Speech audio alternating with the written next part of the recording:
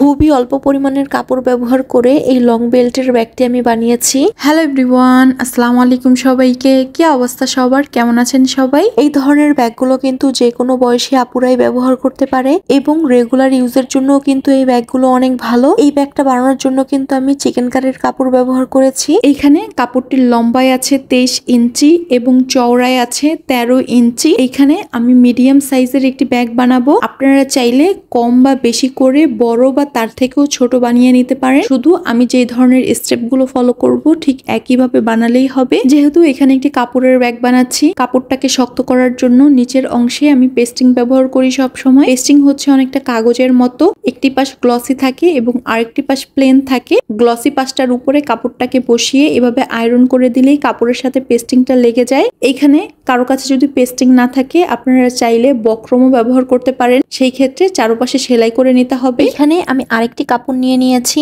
এই কাপড়টা ব্যাগের উপরের অংশে ঢাকার জন্য ব্যবহার করা হবে। এখানে আমি দুইটি কাপড় নিয়ে নিয়েছি, একটি হচ্ছে উপরের পার্টের জন্য এবং আরেকটি হচ্ছে নিচের পার্টের জন্য। এখানে কাপড়টির লম্বা আছে 12 ইঞ্চি এবং চওড়ায় আছে 6.5 ইঞ্চি।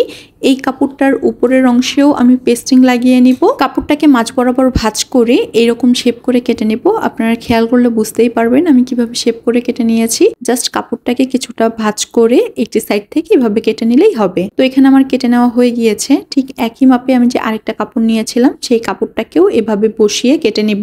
এখন একটি পার্টকে সোজা সাইডে রাখবো এবং আরেকটি পার্টকে উল্টো সাইডে বসিয়ে আমি চারপাশে সেলাই করে নেব। তো আমি চারপাশে সেলাই করে নিয়েছি। সেলাই করার পর সাইড দিয়ে যে এক্সট্রা কাপড়গুলো আছে সেগুলোকে আমি কেটে নিয়েছি এবং খুব ভালো ফিনিশিং আসার জন্য সাইড দিয়ে এভাবে কেচি দিয়ে কেটে নিচ্ছি। আমি কিছুটা ফাড়া ফাড়া দিয়ে নিচ্ছি, আপনারা দেখলেই বুঝতে পারবেন।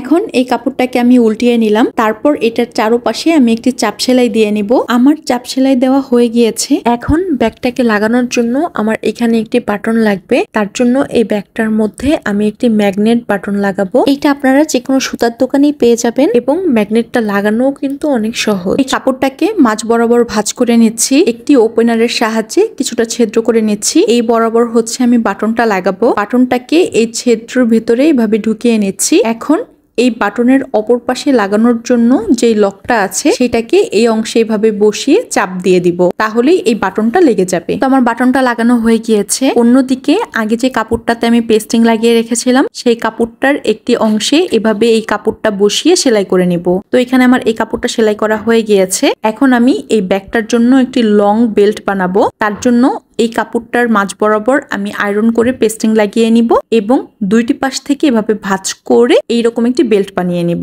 এখন এই বেল্টটার দুইটি পাশেই আমি চাপ সেলাই দিয়ে নিব। তো আমার বেল্ট বানানো হয়ে গিয়েছে। এখন আমি লাইনিং এর জন্য এই কাপড়টি নিয়ে নিয়েছি। লাইনিংটার কাপড়ের উপর এইরকম একটি পকেট সেলাই করে লাগিয়ে নিয়েছি। আর এইখানে লাইনিংটির লম্বায় আছে 24 ইঞ্চি এবং চওড়ায় আছে 13 ইঞ্চি। এই লাইনিং এর কাপড়টাকে এই ব্যাগের কাপড়ের উপরে বসিয়ে সেলাই করে নিব। তার আগে মাঝ বরাবর এই চেইনটাকে আমি বসিয়ে নিচ্ছি। ব্যাগের কাপড়টার উপরে চেইন হবে এবং তার উপরে এই লাইনিং এর কাপড়টিকে বসিয়ে আমি সেলাই করে নিব। তো এই পার্টটা সেলাই করা হয়ে গিয়েছে আমার। এখন এই কাপড়টাকে উল্টিয়ে এই বরাবর একটি চাপ সেলাই দিয়ে নিতে হবে। এই পার্টটা সেলাই করা আমার পুরোপুরি কমপ্লিট হয়ে গিয়েছে। এখন এই ব্যাগটির চেইনের অপর পাশেও আমার এই কাপড়টা জয়েন দিতে হবে। তার জন্য আগে একটি ব্যাগের কাপড় বসাবো এবং অপর পাশটিতে লাইনিং এর কাপড়টিকে এভাবে উল্টো করে বসিয়ে সেলাই করে নিব। এখন লাইনিং এর কাপড়ের নিচের অংশে আমি 1.5 ইঞ্চি পরিমাণে লম্বা এবং চওড়ায় এভাবে দাগ দিয়ে দুই পাশ থেকে এভাবে কেটে নিব।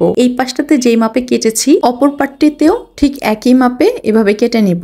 এখন ব্যাগটার সাইডে লম্বার অংশে এভাবে আমি সেলাই করে নিব। ব্যাগটির সাইড ফিটিং করা হয়ে গেলে চেইনের অংশে আমি এইখানে সেলাই করে এই বেল্টটা লাগিয়ে নিব। তো বেল্টটা লাগানোর আগে চেইনের যে অংশটি আছে সেইখানে হচ্ছে কিছুটা কেটে নিতে হবে। এখানে দুইটি পাশ থেকেই আমি 1/2 ইঞ্চির মতো কেটে নিচ্ছি। এখানে 4টি অংশে একই মাপে কাটিং করে নিতে হবে। এইখানে কেটেছি, তার অপর পাশেও দুইটি সাইডে ঠিক একই মাপে এই কাপড়টি বসিয়ে আমি কেটে নেব।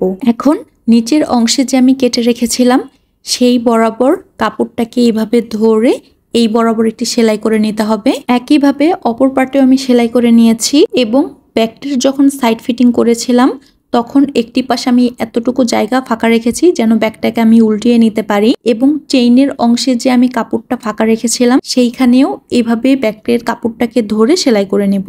ব্যাগটির সাইডে যে ফাঁকা রেখেছিলাম ব্যাগটাকে উল্টিয়ে নেওয়ার জন্য, পুরোপুরি সেলাই করা হয়ে গেলে সেই পাশ থেকে ব্যাগটাকে এইভাবে উল্টিয়ে নিয়েছি এবং ব্যাগের সাইডে এইভাবে সেলাই করে জায়গাটাকে বন্ধ করে দিয়েছি। এবং ব্যাগটি বানানোর পর বাটনটির অপর পাশের অংশটিকেও এভাবে আমি ছিদ্র করে এটাকে লাগিয়ে নিয়েছি। তো ব্যাগটা বানানোর পর পুরোপুরি দেখতে এইরকম হয়েছে। তো রেগুলার ইউজের জন্য এইরকম একটি ব্যাগ কিন্তু বাসায় বানিয়ে নেওয়া যায়। তো ব্যাগ বানানোর ভিডিওটি কেমন লেগেছে সেটা আমাকে অবশ্যই কমেন্ট করে জানাবেন। ভিডিওটি ভালো লাগলে লাইক, কমেন্ট এবং শেয়ার করবেন। আজ এই পর্যন্তই। আল্লাহ হাফেজ।